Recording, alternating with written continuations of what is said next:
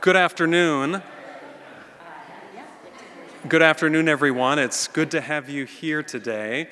I know a few folks are still lingering in the narthex, and hopefully they'll join us in just a moment as we get underway with our panel. Welcome to First Presbyterian Church of Wilmette. I'm Jeff Lane, one of the pastors here.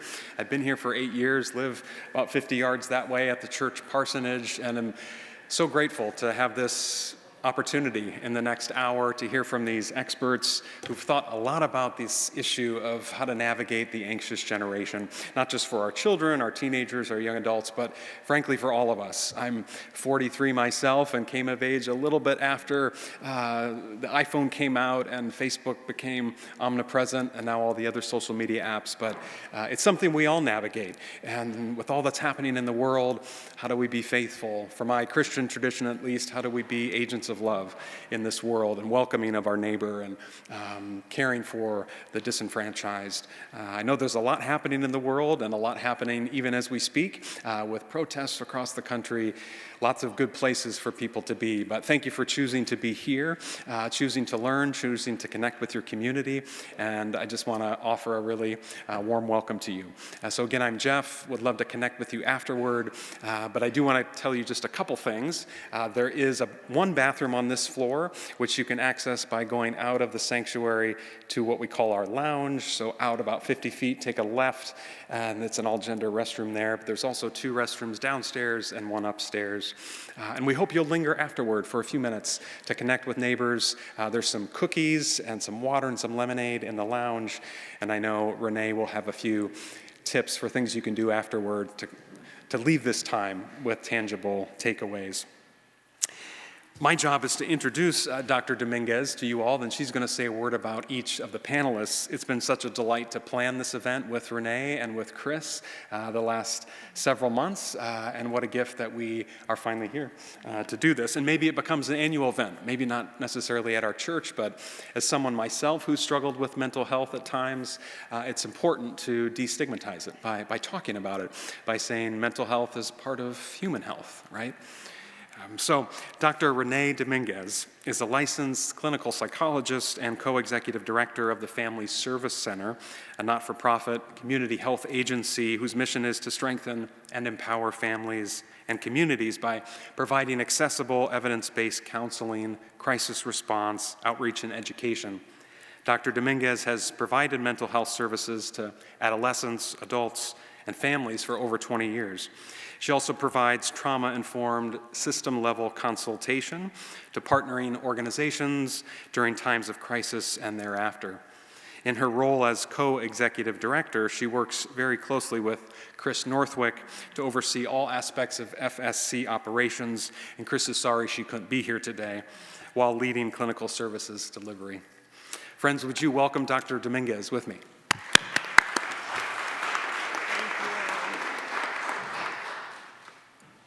Okay. Hello, everyone. Thank you for being here today. Jeff, thanks for that warm welcome.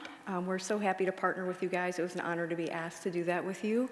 And thank you to the Presbyterian Church for welcoming us in and hosting this. This is a great day.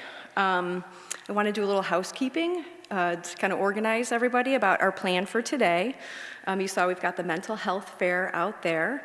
And so that will be open again on the back end after this hour of questions and answers, and then we'll have some other activities back there. So I'm going to introduce the panelists. We're going to do a Q&A with these guys. I've got a few questions I want to ask them, and then we'll open it up for questions from you guys as well. And then, did people get handouts? Did you guys get the handouts? Yeah, or no? Some people got handouts? We've got some here. Maybe we can raise your hand if you didn't get a handout. Thank you so much for helping to distribute those. So our goal in having this handout was really to help you guys to think a little bit about sort of your own experiences as you're hearing from the different panelists, and we're all talking about this really tricky topic. So in the handout, there's space to take notes and have reflections, and then there's a couple of pockets. There's 5 different areas on that handout that we want you guys to think a little bit about how might you identify something that you might want to do differently after today, related to technology and related to social media and related to parenting. Either parenting or your own use, quite frankly. So wanted to kind of prompt you to be thinking a little bit about that. The 5 areas that are targeted in there are the 4 areas of harm identified in the Anxious Generation book, as well as Let Grow, so the idea of supporting your kids' independence in the real world, right? Not helicopter parenting, but sort of supporting independent functioning. So after we do the panel and the Q&A, what we are inviting you guys to do, if you're interested in doing, in the back on the left, there are a couple of tables with signs of each of those boxes that are on the handout. And there are Post-it notes that you can fill out and then stick on that suggest ideas of things that you might do differently moving forward, that you want to sort of commit to a small actionable item to do differently as you move forward. What we're going to do with those is we're going to compile them, and then we will send them out to you if you want them. So on the sheet, there's also a QR code. You can go onto that QR code. Of course, we're using technology to make this happen. You go on that QR code, and you can enter your information, and we can email that compiled list if you want to see sort of everybody's ideas. It's also a nice opportunity to talk with folks and to learn about what people are doing and get ideas about how to move forward. Let's see. All right, so I'm going to shift now and introduce our panel. We have a great panel of folks here today. We've got clinical psychologists and a number of folks who've been in the school setting for many years and who've been doing this work and seeing kids, seeing adolescents on a day-to-day basis, seeing how they've changed over time, and have some real insight, I think, into this issue that we're facing. It's a really important topic. You know, we want to be thoughtful and purposeful in thinking about the impacts of technology and social media on our kids and how to interface with that. And I think we're going to learn a lot from them. Okay, so bios. I'll start with Dr. Lisa Novak. Do you want to raise your hand? Yay! All right, so Dr. Lisa Novak is a licensed clinical psychologist and co-founder of Illuminate Psychological Assessments. It's a private practice right here in Wilmette that specializes in completing neuropsych evaluations for children and adolescents. She also serves as the director of education on the board of Catch, which is, most people probably know Catch, but it's Community Action Together for Children's Health. It's a fantastic nonprofit organization whose mission is to help families prioritize mental health and emotional wellness in their children. So that's Lisa. I actually almost have you guys in order on my sheet. Then we have Kelly Jackson. She has been in education for 27 years and has spent the majority of that time working in Wilmette District 39. So again, she's right here in your community. As a Spanish teacher, Kelly taught all grade levels from kindergarten through 8th grade and has worked as a building administrator at Highcrest Middle School in Wilmette, Wilmette Junior High, and at Cherokee Elementary School in Lake Forest. Currently, Kelly is the principal at Highcrest Middle School and also works as the District 39 Administrator for Social and Emotional Learning, which just fits so well in here, right? Kelly lives in Northbrook with her husband, Matt, and their 15-year-old daughter, Abigail, and their mini golden doodle, Scarlett. So thank you, Kelly, for being here, too. Rob, right here, is the principal at Wegley, is the principal at Shepard Middle School in Deerfield. And he's been working with parents individually and in workshops for 5 years. And he's been working with folks regarding adolescent mental health and the impact of social media. And they've got some really cool stuff going on in the district related to managing social media, and he's going to be a great contributor here as well. And then lastly, but not least, is Tony DeMonte. Tony has over 25 years in the field of public education. He's worked as a paraprofessional, a classroom teacher, a building level administrator, and a district level administrator. He's currently employed as the assistant superintendent for technology and safety at Wilmette District 39. Mr. DeMonte also is a partner at Comprehensive Security Consulting, LLC, working with schools and houses of worship on safety and security needs. So Tony's also, what I can say about Tony is that I met him at a parent education event 8 or 9 years ago, and is just a really big promoter of parent education and has just done a lot of work in in trying to get education and information to parents. So another great addition to our panel. Okay. There we go. So what I'd like to do is go ahead and ask a few questions and get the ball rolling. And I thought I would start with, so Dr. Lisa Novak has done a lot of speaking on the anxious generation and on the impact of social media on kids and adolescents and parenting.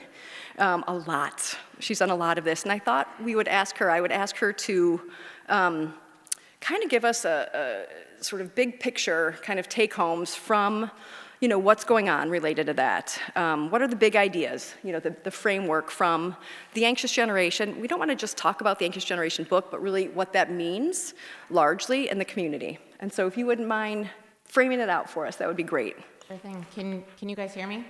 Is working? Great. Okay. Lucky for all of you, this is not one of my 90-minute presentations just on this book. So I'm going to whittle this down as best as I can, but I really am a huge proponent of Jonathan Haidt's book, The Anxious Generation, because of the fact that I don't think anything he was presenting in there is brand new to any of us. As you said, it is so much larger than that, and something that I think parents and educators and really the entire community have seen for years, and it just gave a name to it. It gave enough context that we could move forward with it.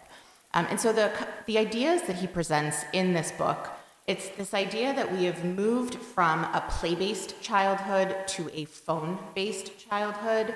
And what that means is that kids are not getting the childhood that they need in order for their brains to effectively grow and learn and do the things they need to do to prepare for independence and young adulthood. The main emphasis is on what really happened between around 2010, 2015, and he shows some pretty frightening graphs in this book about mental illness and these surges of anxiety, depression, suicide, self-harm in our youth in particular, right around the time that smartphones and social media were introduced. And we're seeing what he calls this surge of suffering as a function of that.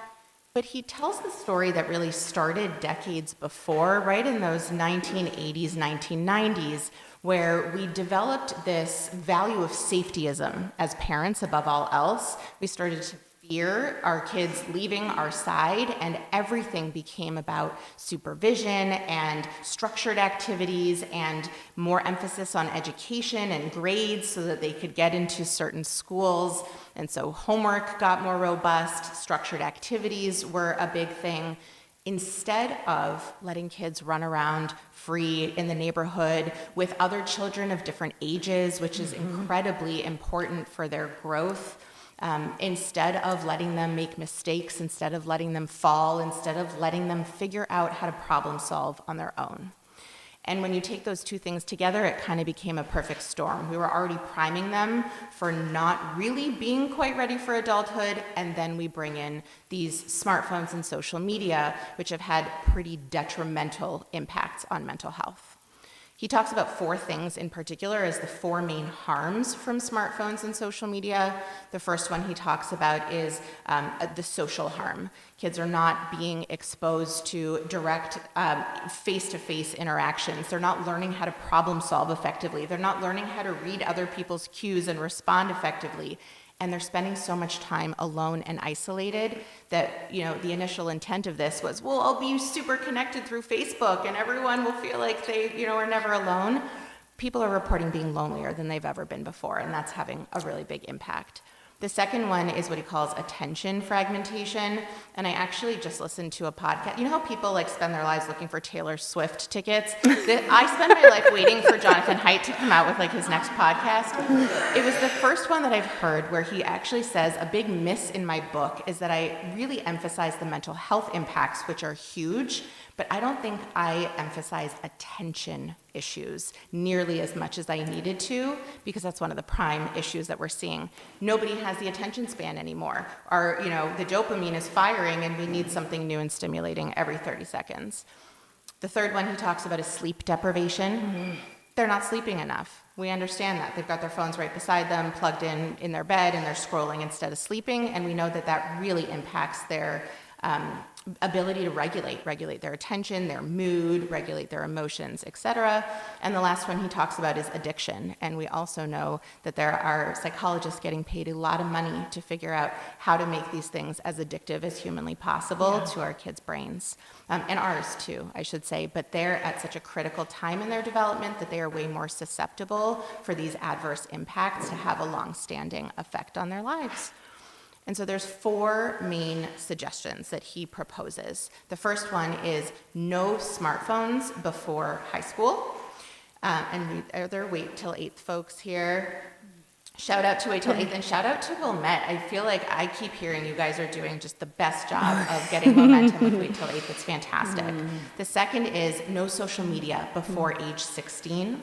The third is phone-free schools, which I'm going to defer to these experts to talk about. And then the fourth one, which he admits is really, frankly, the hardest, is how to get back to that more independent, free play kind of childhood where kids can run around and they're not constantly being supervised by others. And I think there's so much, both big and little, that can come as next steps from what he shared. Was that 60 minutes, 90 minutes? That was a fantastic summary. And she didn't even have any notes. That's great. Thank you so much for as I like, what question am I going to ask? That's great. Thank you for laying that out. I wasn't expecting you guys to add anything, but would you like to? No, you're good. Okay, awesome. I didn't want to leave you out. Can I go sit there? No. All right. Okay, so I think that's a great way to frame sort of what's going on currently, what we know in terms of what the research is telling us. I think that most people can say, yeah, I can see how that's happening. We see it sort of anecdotally, and he pulls together a lot of data to support those ideas as being connected. And so I appreciate you laying that out. And I think what that does for us too is it offers us ideas and sort of pathways to think about where can we do things differently, how can we intervene at different levels, both as a parent, as a school, as a community. Okay, so having said that, I would love to turn it over to our educator folks here, who are seeing lots of people every day, day in, day out, and talk a little bit about what you guys are seeing in your school community, if you're seeing the differences, and then also sort of what you guys are doing as a school or as a district, to share your thoughts about that. Anybody want to go first?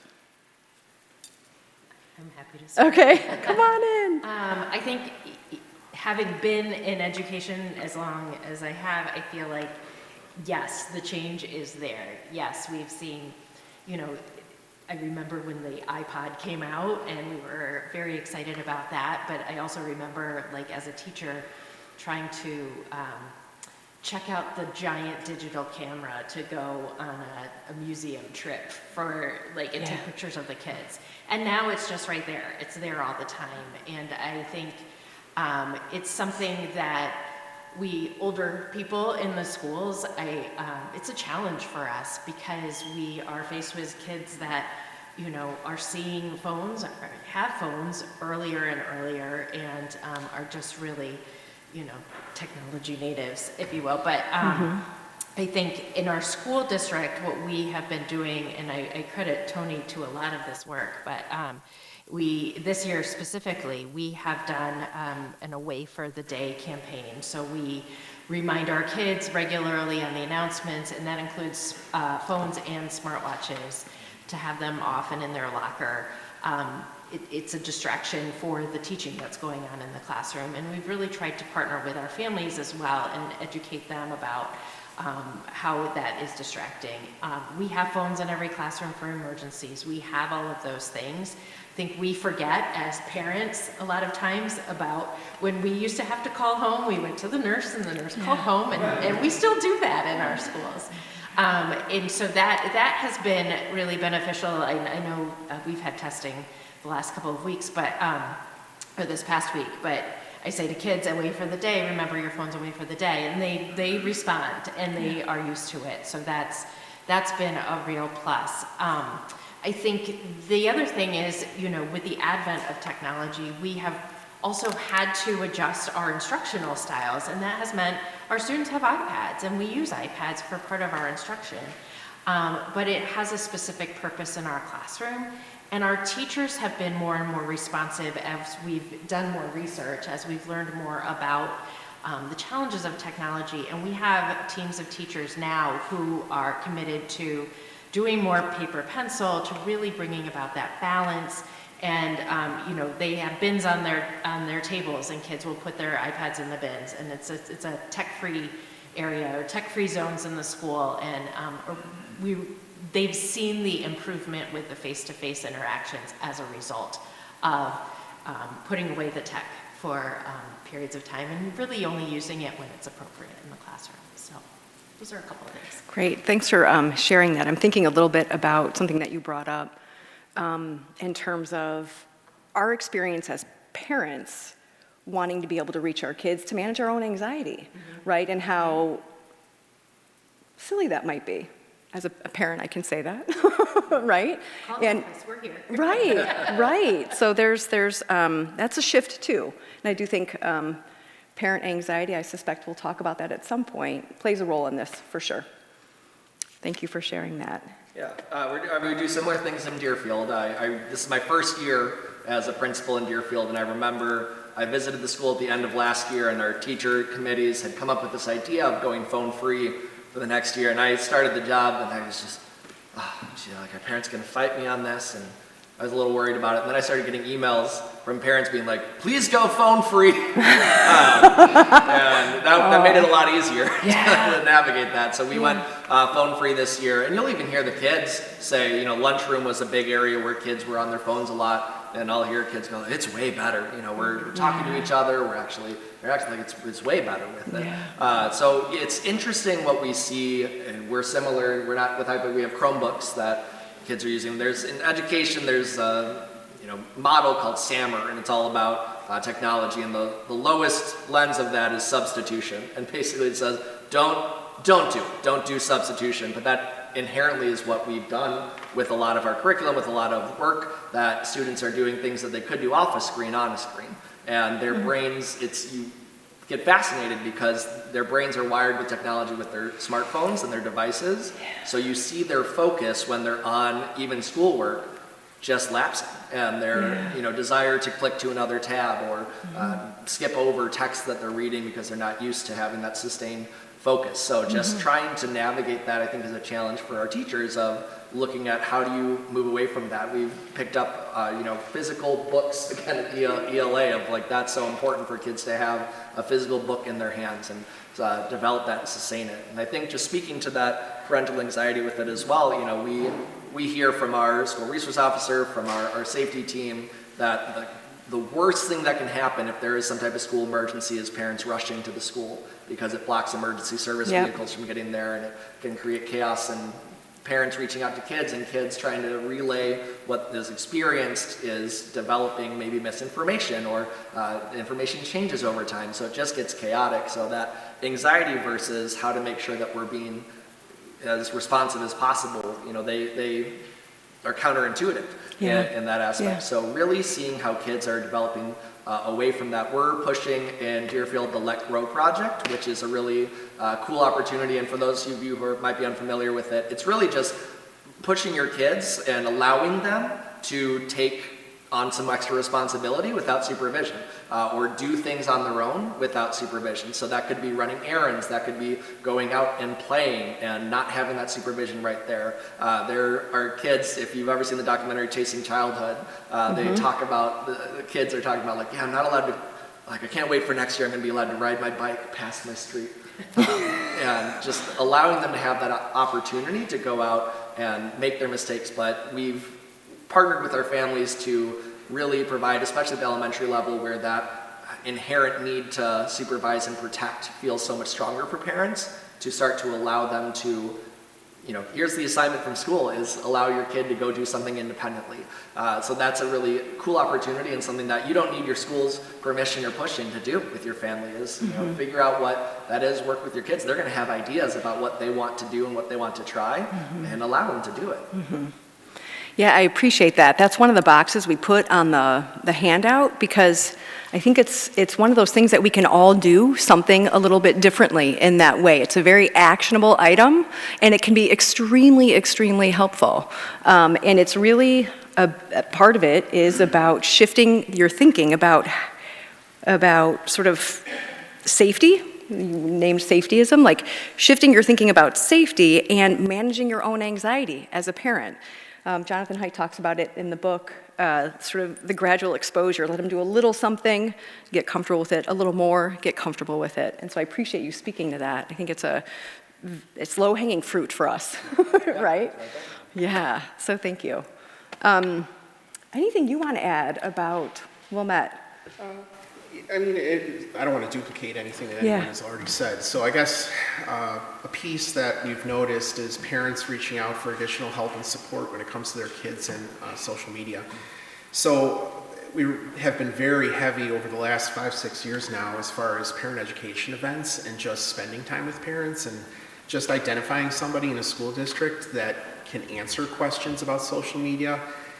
I've spent some time with parents just talking to them and providing them support because the struggles that they are seeing with their kids are spilling over into school, whether it be behaviorally, whether it be all these different social emotional components that we're talking about, but it's impacting relationships, it's impacting academics, it's impacting a variety of different things. So we've been hitting heavy practical solutions that parents can implement to help them guide their child. So it's interesting through the years, we've seen a lot of trends, and now I feel like a lot of what I do is just teaching parents how to parent with tech, because this stuff just didn't exist when we were, when our parents were parenting us. So there's been a shift, there's been a need, and the more we can do that, and the more we can support our parents at home, then the more well-adjusted our kids are when they come to school and ready to learn. So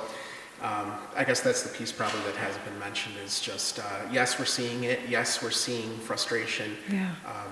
And I will add, we even see, because actually pretty much all school districts have some type of monitoring software on their devices or accounts that flag keywords, pictures, that kind of thing. Yeah. In Wilmette, we maybe every other month, every 3 months, we'll get some kind of alert to a suicidal ideation or language, and those get flagged, and I'm one of the people that see the flags. We have 3 sets of eyes on every flag. That's frustrating to me because since most of you are from Wilmette, we're an elementary school district, pre-K to 8. We should not be getting alerts every 3 months, and there are things happening sometimes at home, sometimes what I'm seeing a lot of actually is someone who gets these alerts. The trend is not always social media, but also an overscheduling of our kids and the pressure that our kids are receiving, both in competition, grades, sports, what's going to happen when they go to New Trier, what's going to happen when they go to college. That's hitting our kids really hard. And then you combine that with social media, constantly getting fed the pictures of what people want to show you, not what really is. So that is increasing, and it's very disturbing to me as an elementary school district that we have to plan, respond, act, provide support. We've contracted with you to do a lot of social emotional parent ed events. That seems to be the need and has been the need, and I don't see that going away anytime soon. Yeah, okay. I appreciate that feedback. One of the things I hear you saying is this need for play that's unstructured. And Lisa, you named sort of the different ages without supervision and fun as opposed to competition. Yeah, we've hit free play pretty hard this year as well. I was going to ask about that. We have. We, in conjunction with the Alliance for Early Childhood, held a slew of Let's Play events. Actually, this upcoming Wednesday, we have an author talking about the play paradox, free. Look on our website, wilmette39.org/parented. So it's over soon, but it's somebody that's done a TEDx talk, and so we have refocused a little bit, and even at recess, We've put out bins of loose parts, Yeah. tree branches and things that so kids can, it's not really structured, but we're giving them some nature, connect back with nature, some Yeah. stuff to work with others. So that's been interesting. Over the last year or two, we all seem to be doing things in themes. Yeah. And the latest theme has been returning to free play. Yeah. I think just to piggyback on what Tony's talking about, I think a lot of times we think about free play and think about kindergarten through fourth grade. We have K-4 schools here in Wilmette. And we've seen real benefits at 5th through 8th grade where we're adding things.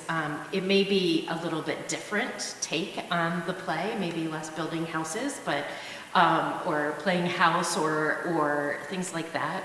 But having the parts, having the things to tinker with, those have been really beneficial. We've also been able to offer, we have clubs that kids have joined. We brought all of our clubs in-house about 3 years ago, and it was kind of an experiment. And we said, well, teachers, what kind of clubs do you think kids would want? And so they listed a whole bunch of them. And then we said, kids, what kind of clubs do you want?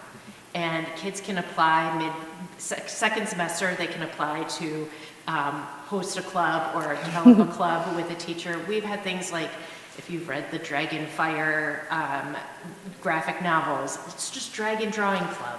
Like, we just want to go draw dragons for our lunchtime and That's eat lunch awesome. together. Or we have Tinker Tuesdays where kids can just go in the makerspace and tinker with their friends and play with Connects and play with all sorts of loose parts kinds of things.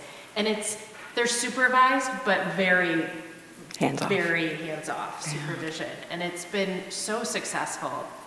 Our kids get so excited. It's just, we've had to actually cap some of the clubs because we have so many kids showing up. One teacher had 40 kids in her room for knitting club, and it was like, but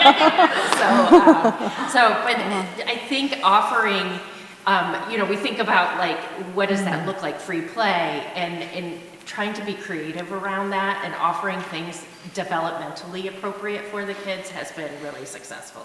Yeah, you've done a great job. Sounds like they're almost craving it. Yeah, They're really responding to it. So given the opportunity, they're taking it.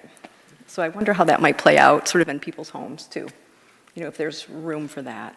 There is. The world has gotten exponentially safer over the past several decades, and we have responded by getting more restrictive of letting our children go out into the world. But when we're supervising them and we feel like they're safe because they're at home, what do they have? They have their devices, right? And we need to model as well. I think we see as adults, and you touched on that, is when we're bored, we're also on our devices. So that's the model that we're setting. And the internet world is a lot less moderated and can be a much scarier place than just letting them go out and play and go to the park, go to the field, play with the kids up the street, whatever it may look like.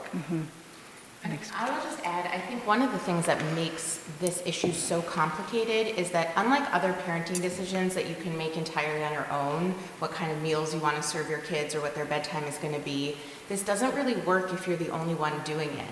I can't really send my kids out, I can, out in the yard and on the streets to go play with all the other kids, but then we're looking around and there are no other kids outside to play with.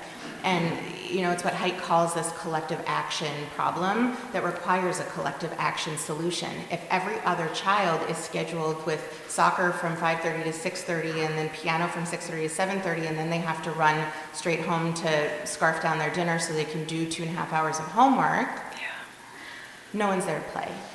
And so we have to keep thinking about how do we engage those around us to help make these same value-based decisions that we're trying to make for our own children.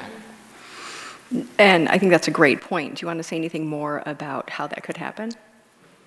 Absolutely. Yeah. Well, of course I do, Dr. Dominguez.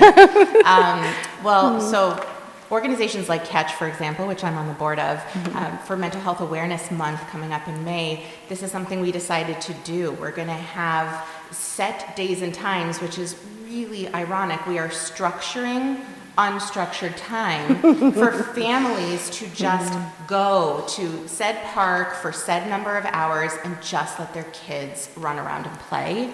I think it really starts like as insular as your kids 2 or 3 closest friends and just talking to those parents and going like, hey, here's what I'm noticing. What do you think about? And if you have a couple of them, then I really think it starts to affect change. That's a great idea. I love the structured, unstructured play. That's awesome. It's the best we can do right now. Fair enough. Anything else you guys want to add about that? I was just going to say, too, kind of along those lines, as a parent of a freshman in college, a 15-year-old who, is going through all of this right now, I would say part of that is also talking to your child once they're that age and having those honest, open conversations. I know I was telling my daughter I was coming to this today, and we were talking just about tech and how it influences or inhibits actually that face-to-face conversation. She's like, Mom, do you know this? That, we'll go over to my friend's house and we stack our phones together. And I was like, oh, you don't use your phone? She's like, no, because we just want to have a conversation. And I was like, wow, so maybe we're having those conversations and it's sinking in, even though at the time it's not working. So I think continuing to be open and honest with your child will help to influence the others around them as well. Yeah. So I think that's a great point, and I love that she was doing that and you didn't even know. I think that's great, right? Right? Renee, can I use it as an opportunity to say, I think the biggest pushback I hear is you can't put the cat back in the bag. Like, it's out, these kids already have these phones, maybe we can save the 2 and 3 and 4-year-olds now and delay so that they don't have to deal with this, but I think it's too black and white of a way to think about these things. And I think you can have already given your kid a smartphone and they might already have access to social media, and yet when their friends come over to your house, maybe it's a policy.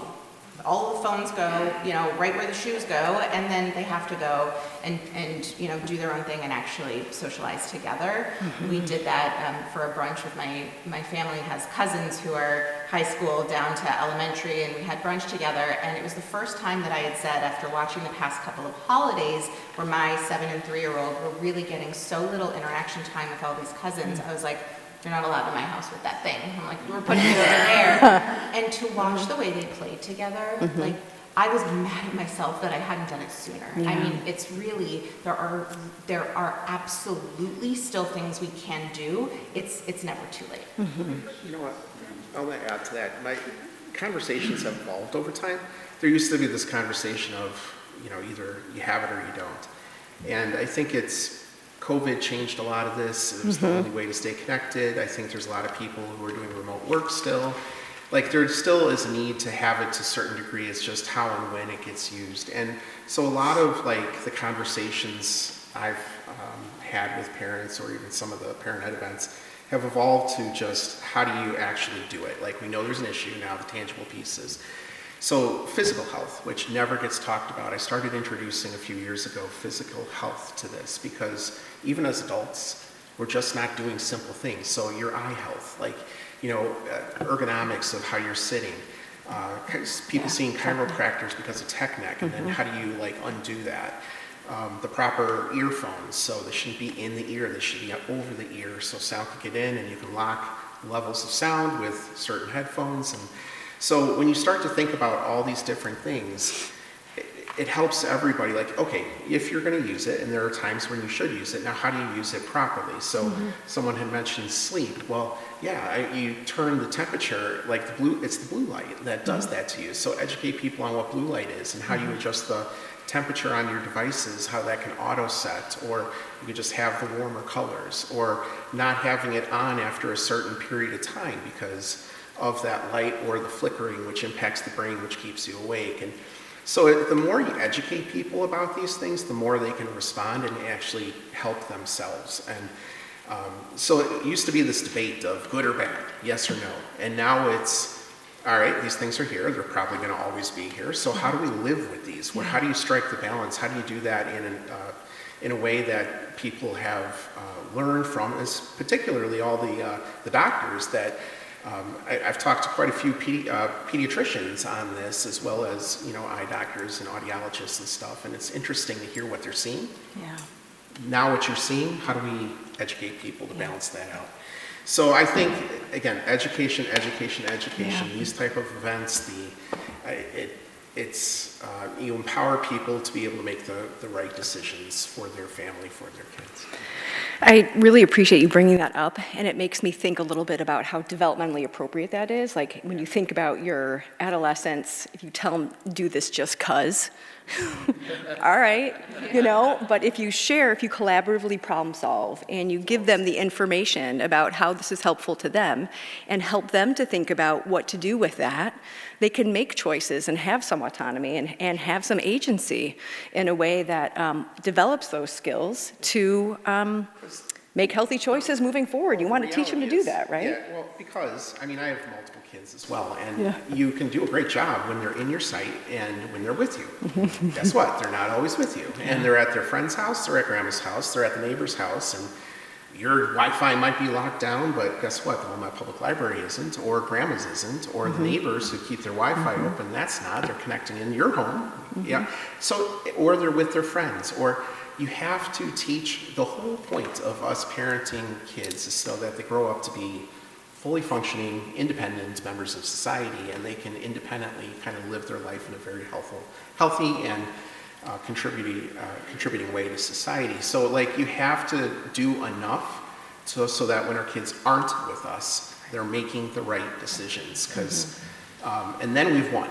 Like when you teach the kids and they know, when you make it clear, Kelly mentioned this, when you make it clear your belief system and and you have those conversations, they listen and they respond. The closest thing I have to this is some of the drug and alcohol data on the North Shore.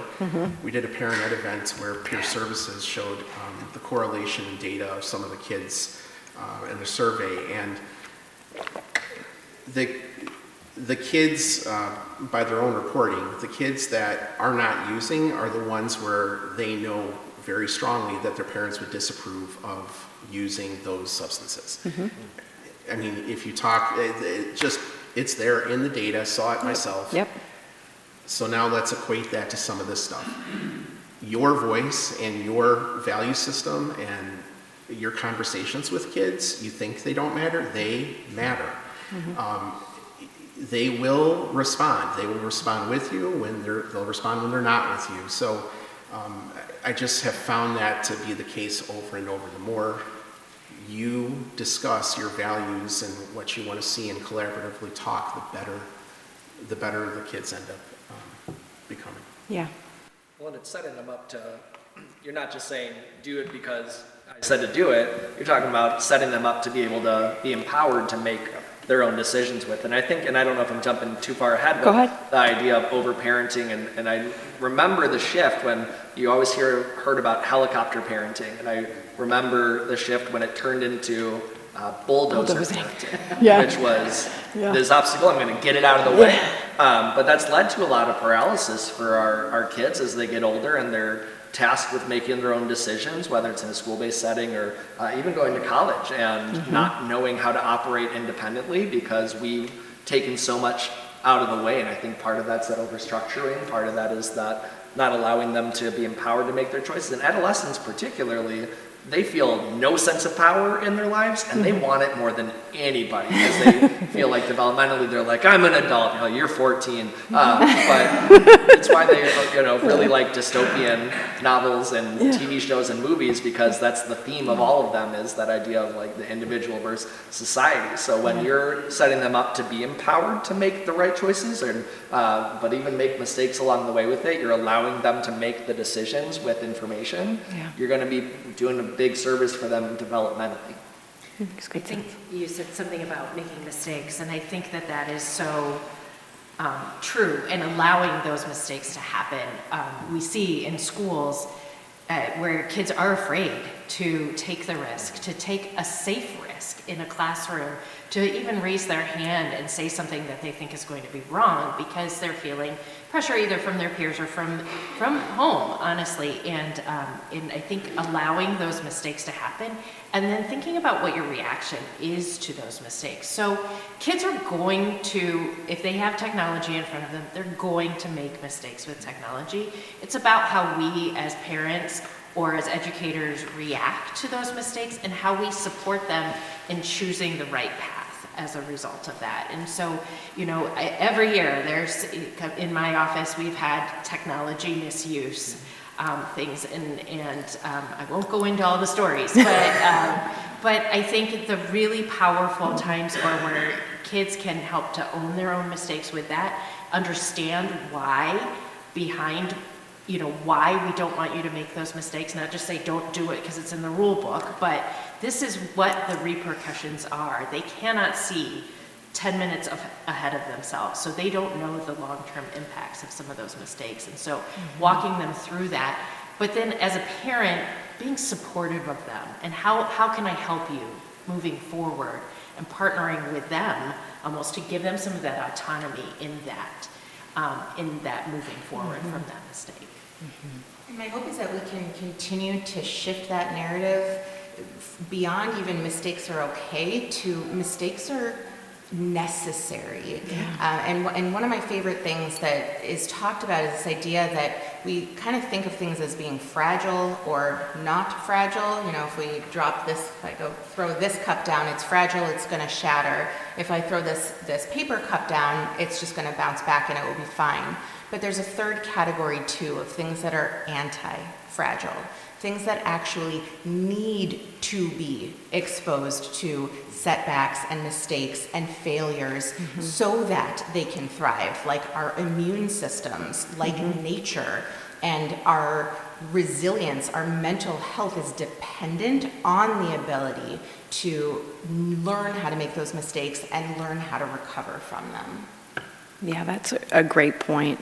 I appreciate you guys all kind of weighing in on the different ways that parents can help think about supporting their kids, preparing their kids for the path, not the path for their kids, right? And creating space for kids falling down, making mistakes. I'm aware of the time. I do have my phone down here. I did take my watch off because it started beeping, and I thought, that is awful. Here I am. So I took it off. But I'm aware of the time. And we have about 10 minutes left.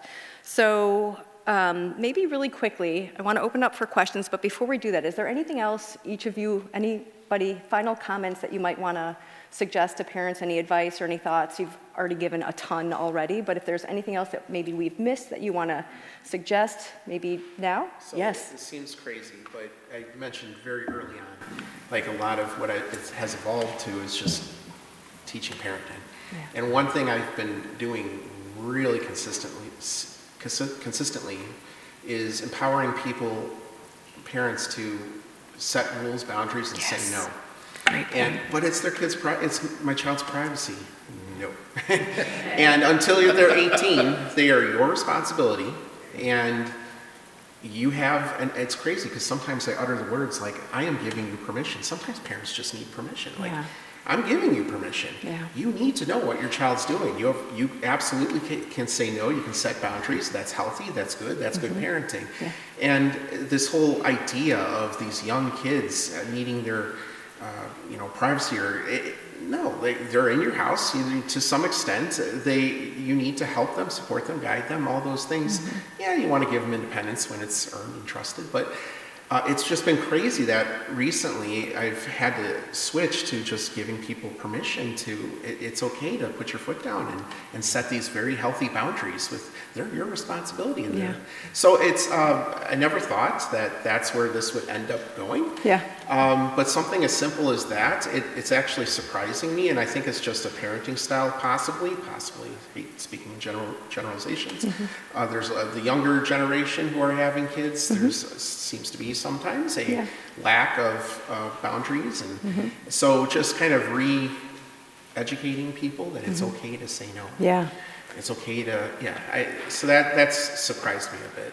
I appreciate that. I think I've seen that as well. And there's also the other piece of that comes to mind for me too, is the idea that when we say no, we also then have to tolerate the consequences of that, which can make it harder too, right? We've got to have the bandwidth to be able to do that. We want to set a limit that we can follow through on. And I think you're right. Sometimes people feel like they need permission. Absolutely. Yeah. But go kids ahead. crave boundaries, Yes. even though it's their job to push against them, but they need them to be there. so they can push against them and learn them. And I think, just one more piece is I know a lot of people come to these because you're seeking tangible steps and solutions. So to just kind of recap some of those, it's setting boundaries, saying no. I had a colleague that I would do these panels with, and he would always hold up his phone and say, "This is your magic rectangle. If your kid's phone, it's not your kid's phone, this is your magic rectangle." And that'll all stick with me, how he referred to it, but it's true, right? So setting boundaries, creating contracts with technology. If they're being at the middle school level, a lot of our parents are like, I already gave them the phone. They're already on Snapchat, they're already on Instagram, like, what do I do here? So sitting down, setting those boundaries and parameters, I don't know, with the contract, like a time where you're sitting down and checking settings together and knowing how to check that. I would always talk with families about my eyes only folders on Snapchat, and if your kid has that and is like, don't look at that, look at that. We had an uptick of spam Instagram and TikTok accounts where they would post about other kids, like how to check. You can go to their profile and click on their name and it will tell you if they have multiple accounts. Go check that, right? Have a rule where you're one of their followers on any accounts that they have, right? So setting structured, unstructured play, like these are all tangible solutions that are going to be really important as you're seeking to navigate it with your children. Make sure that you reflect on that and when you're going to come up with your own takeaways. Some really good ideas that have been shared up here. Yeah. I think the only thing that I would add to that is create a contract with your kids, but make a contract for yourself too. Our kids see everything we do, and so our modeling is really important for how they are going to grow up. So That's a great. be aware of how we're modeling things for Yeah, them. I appreciate that. I would say, baby steps, little things like phone-free dinners. Phones just should never be at the meal table, not plugging phones in bedrooms. There's no need for them to be there. So little things like that. And then on the, overparenting in the real world side, I always think about how, the antidote to anxiety is exposure. We are anxious about setting them free, and so we have to expect that. We're going to feel things when we do that, but we have to push through that, and it can certainly be, in a gradient kind of way where we start really small and we move to bigger things, but the more that we expose ourselves to the feeling of they're not under my watch right now, and then they still come home at the end of the day, the more that our brain will tell us, like, they're going to be okay. Yeah. Those are all great thoughts. Thank you, guys. Anybody want to ask any questions? Anybody have any questions? There's one in the back there. Oh, yeah. My children are aged out, it's great that they're older at school. So handwriting, I probably do little things I have, but handwriting, is it also taught or is it taken out or is it still there? So I'm going to repeat the question because it's being recorded. I forgot to say that. The question is cursive handwriting being taught in Wilmette or anywhere? So I know it came out for a while, and then we noticed that we needed to put it back. So we've returned to it in a lot of ways. I think, there's a recent study that was 40% of Gen Z respondents said that they struggle with handwriting, which is an alarming statistic to look at it. My handwriting sucks. I grew up kind of in the technology generation, so a lot of my schoolwork was done on computers, so it is something that has been brought back into the sphere in a lot of places. Yeah, I would echo that in Wilmette. It's not formally taught right now, but there is a lot of discussion as to what elements need to be included. Awesome. Great. Yeah, right here in the front. Hi, my name is Miriam. I'm a parent to a fourth grader currently at Ramona. I'm taking Highcrest next year. I know that we won't be the principal there next year. And gathering that there's no way to run or say no to technology because it's here to stay. We're not here to say that no to technology, but healthy limits to technology. Is that correct? Okay. And so with my daughter not holding an iPad at my home, how can I, as a parent, feel like I am not a helicopter or a when I reach out about iPads not being sent home with my child. So the question is about your fourth grade daughter going into the middle school and wondering a little bit about not wanting to be a helicopter bulldozer parent with iPads. Because I know that there is technology in schools because of iPads and things of that nature. My child is entering fifth grade. I have friends with kids who are older, and they do say their children are assigned homework on their iPads or are sent emails or links to be independent with their devices. However, as a parent who is trying to restrict technology, how can we avoid that from happening when the school is encouraging it? Do you want to talk about that? I mean, probably the best answer to that is to set boundaries when it does come home. So I've had some parents reach out to me just to have conversations of my kid is watching YouTube on the iPad when it comes home. It goes back to that previous statement I made. Once it comes home, you can regulate where and when it's used. So some parents have said, okay, iPad out, it charges in the living room, I want to see it at all times. You're going to do your homework at the kitchen table, at the dining room table. So when you come home, you can set homework time to be right afterward or whenever it works for your family. But have it be in a very high visibility location, somewhere where you're walking around, and that's where it gets used. And when it's done, it gets put away in a high visibility location. So at my house, all of my, it's interesting you said no charging in the bedroom or in my house, all of our devices get charged in the living room. I have a shelf just full of chargers, and it looks terrible, but it's functional, and that includes my wife's phone, my phone, whatever school devices they have, whatever personal devices they have. And when we go to bed, we go to bed. When we go to bed, the devices go to bed. So you can regulate when things come home, where and when they're used. I guess that's my point, is feel free to set a specific homework time, or if that makes sense. Oh, please don't get me wrong. Yeah.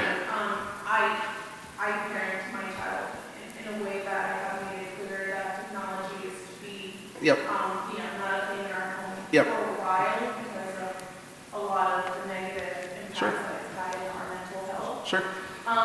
So maybe this could help. We do have an assigned family computer in Oh, our great. area. Very Is good. there a way that my child could just have homework assigned to her and she could sit down at our desk, finish her homework, and remove herself? So- or does she has a device that I don't have full Yeah, a lot- her, or? I gotcha. So a lot of the tech-based homework that gets assigned is either through electronic curriculum, or it's through Schoology, which is a learning management system, or it's stuff that can be accessed on a desktop computer as well. So if it helps, you don't necessarily have to do it on the iPad itself. So if you feel more comfortable because you have software, because your computer's set up the way you like it, they could probably do 99% of whatever the homework is on that computer and just save the iPad, charge it so it's ready for school the next day, but the homework gets done on there. It's usually done on some kind of third-party software. It's not, the device is just the way in which the curriculum gets delivered. So you could probably do it, I would hazard a guess, majority of it through the computer. We also have, I will say we work with our parents. There are some teachers who have given and provided paper-based assignments by parent request. We don't in District 39, I can only speak for District 39. We use, I like to think we use our technology thoughtfully. So we have a lot of really well-trained teachers who use it when it makes sense. It's never a perfect thing, but we have, and they integrate it well, and we've even been recognized by Apple as far as like all 6 of our schools are Apple Distinguished Schools. They do a good job with it, but it's not an over push either. So we back off and we say, teachers, professionals, use it when it makes sense. There's no requirement at a district school level that you have to be using it. We don't even use the term one-to-one or tech. We don't have a separate tech fee. All of our libraries have a very healthy collection of print and e-books, a lot of print books. So it's striking that balance as far as the paper and digital tasks, using digital when it makes sense. But I don't know if that answers it. or not. Thanks, I was Jeff. also going to echo that about our teachers and having that conversation with your child's teacher Have the at conversation the with outset of child's the teacher. year about Yeah. those preferences, I think is really important. The more open you are about that, I think you guys can work together and create a plan where it suits your needs and also continues the homework that, or whatever projects are taken home that need to be worked on. Our teachers will work with you. Yes, absolutely. Thank you, guys. Another question. I'm going to go on this side.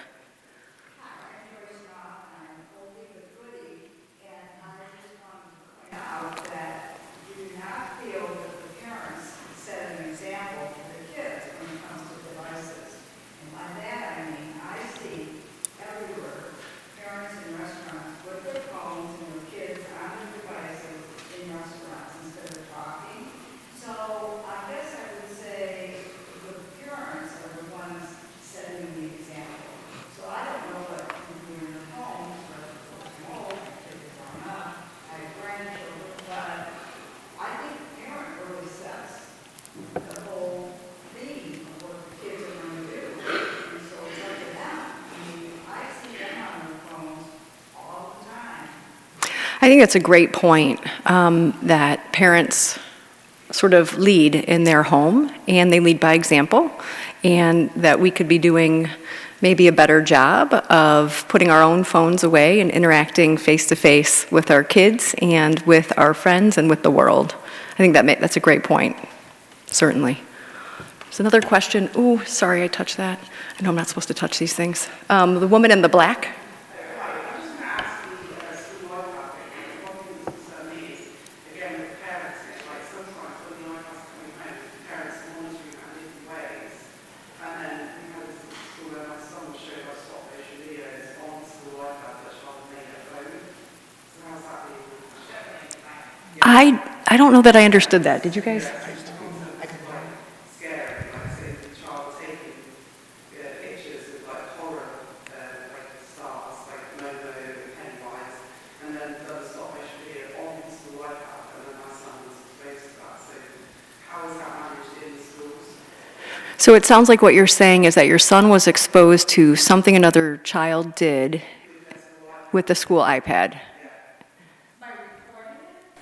So they take like stop motion videos, taking pictures of these horror, Taking pictures of horror stuff and sharing it. and then sharing it at school with my son, who's 7 years old at the time. Okay. And he was captured. So developmentally inappropriate exposure to scary stuff, and you're wondering what happens at the school level when that happens. Does anybody have any thoughts about We that? work really closely at Highcrest with our technology teachers and our technicians that we have on staff to monitor students' iPads. We will do iPad checks. We also have monitoring systems built in for email and for websites, things like that. Of course, nothing's perfect, and so we also encourage our students to report things like that, and there are consequences when there is that sort of misuse. Okay. I don't know, Tony, do you want to talk a little bit about our monitoring software or anything? Yeah, I that we mean, have just place? in that case, I would bring it to the school's attention. A lot of our teachers are great. We have tech teachers who specialize in this kind of thing, who you can talk to. And then, yes, we have technical people that can help with guiding certain controls on the iPad, using screen time if you so chose, that's on an iPad. But yeah, I would encourage you to reach out to the principal, assistant principal, tech teacher. Oh, I did. Okay, yeah, and so it's dealt with, it's dealt with at a school level typically. But the monitoring software, I think, is what you were asking. Yeah. Yeah, I mean, we have various levels of monitoring software. Like Kelly said, nothing's perfect, but we do try to have as much in place as we can to catch what we can. And then it just becomes a conversation with, usually goes back to the school to have that conversation with the parents. Okay. I'm thinking maybe time for one more question. It's after 4. Is that in the back? Okay. Real quick, I want kids to have their cell phones or the option.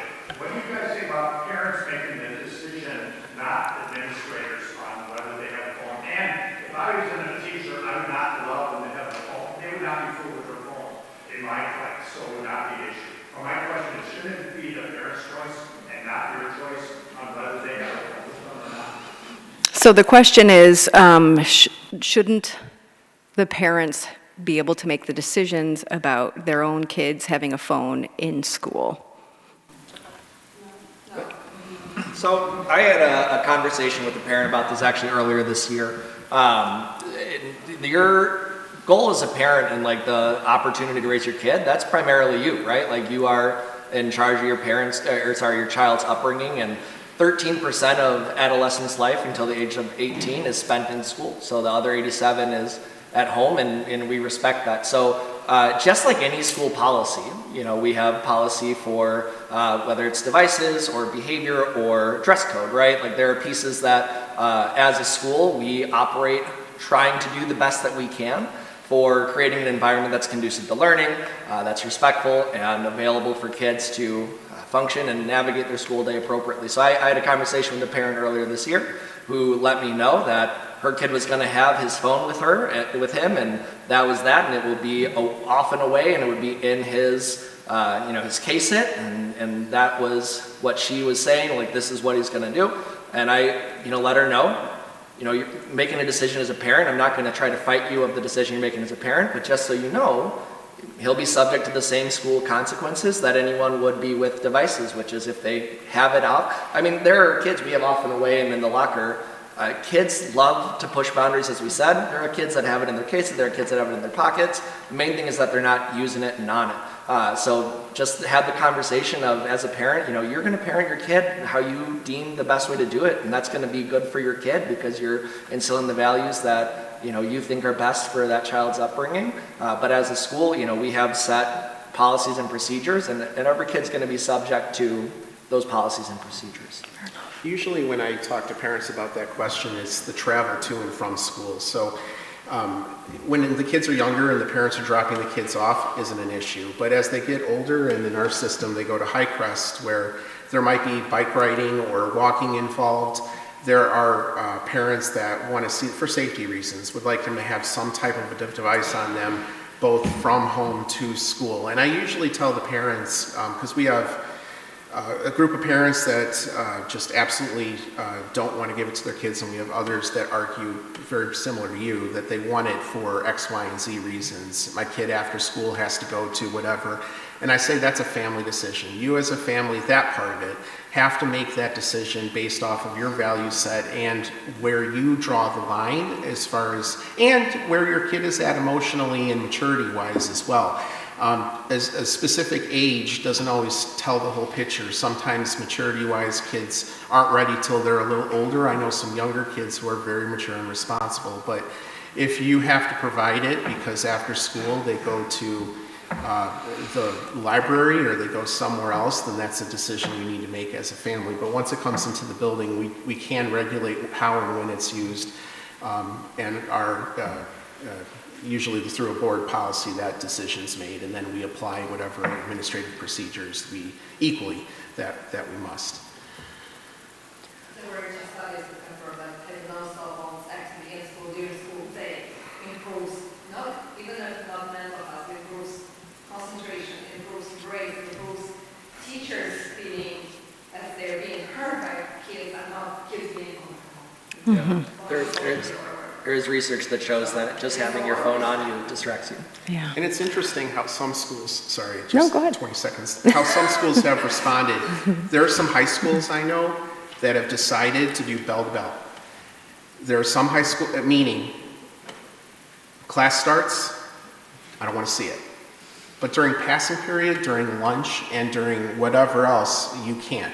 That mimics a real world setting of if I go to a job and I'm in a meeting, that phone better be away. Like you need to be participating and present in the meeting. Those are high school kids. Some high schools have decided to just, I don't want to see it at all ever. There are some states that have applied it, local school districts. It's interesting to hear how people have responded. Our response is, away for the day, and that includes smartwatches. People don't see them as cell phones. They're an extension of the cell phone. Maybe not an issue in every community, but it's an issue in our community. So it's, I've learned, I'm not sure, I think the jury's still out, especially, particularly on the bell-to-bell for some of the high schools, but what I can appreciate about that model is when they go away from us, or beyond us at college, in a job, they need to be able to, no one's going to say put it away. Your boss isn't, you need to be able to put it away when you need to and be present. So there is a piece, at least in schools, where we're trying to teach our kids of how they're going to function in the real world. I'd rather them make mistakes. I think you alluded to that. Let's set the boundaries now. Make mistakes with us, because when you make mistakes with us, we can talk to you. When you make mistakes a little bit older, you might get disciplined. You make mistakes in college, you might get an F. And you make a mistake in a job, you might be let go. So I'd rather see them learn and fall down, and we can pick them up and have conversations now that will help them later on. Okay, so I see that there are a couple more questions. I'm happy to take them or have you guys take them. And we can also do the tabling out in the mental health fair space as well. Does anyone have a preference, or people wanting to more questions? Looks like we have one more right here. That again. Let's do that. And then after this question, we will go ahead and head out. I just want to say it takes a village to raise kids. So thank you guys very much for supporting us with all this. Lord appreciate. My question is related to social media. You guys all know kids fix their age to get out of social media to have a account there. I'm wondering, in school, how you handle this kind of like a known secret, right? So everyone know about it, it's illegal.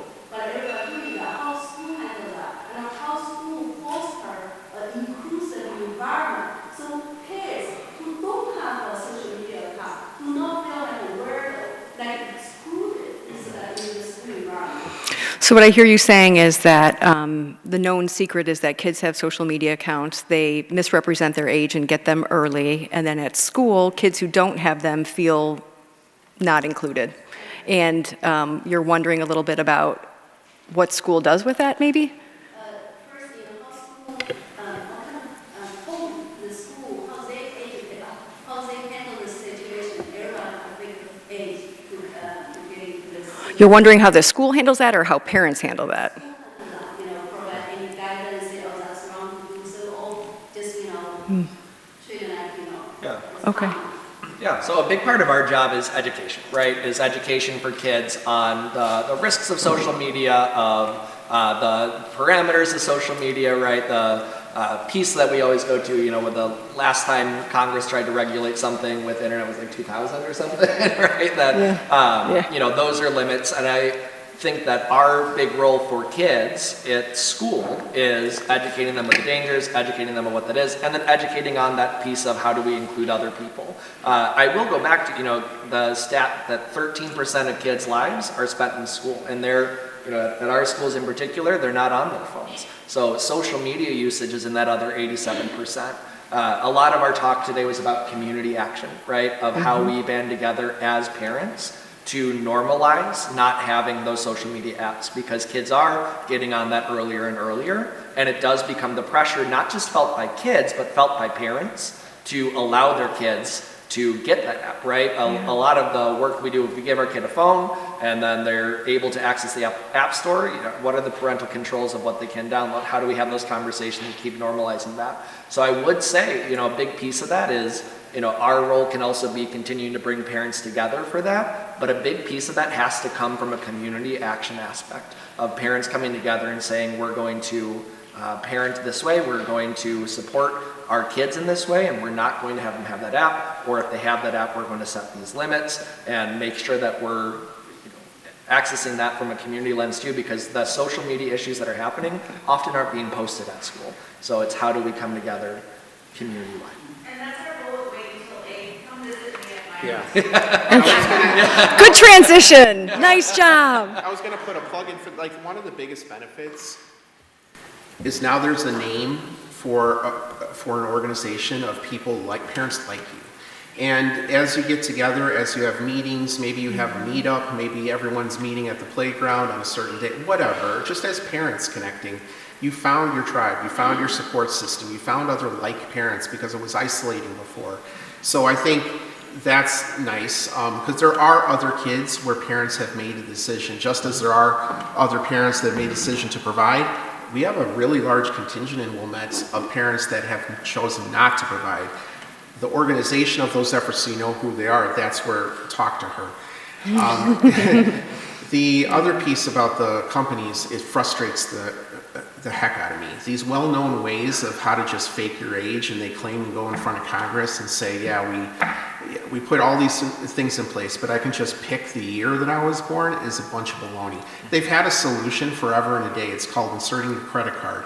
They run a dollar charge, it captures your age, and then the charge disappears. They can implement that right now, anytime. And at least that would stop the really young ones from getting online. So there's solutions. I get frustrated because it gives the appearance as if they are choosing not to implement the solutions. And I sleep better at night, optimistically hoping that will be us one day. Shout out to Australia. They are absolutely making that happen right now. It is possible, and I think it will come. We're just not there yet. Okay. Great. Well, thank you so much, panel. Appreciate you guys. And also, thank you all for coming today and making this a priority in your life. There's a lot of competing demands going on, particularly today, and prioritizing supporting your kids and figuring out how to navigate and manage social media is really important. So thank you for prioritizing that and being here today. Feel free to return to the mental health fair, and in the back as well, if you want to add your ideas of actionable items that you might want to do in those 5 boxes, we'd love to see your thoughts and ideas. Thank you so much, and thank you, Pastor Jeff.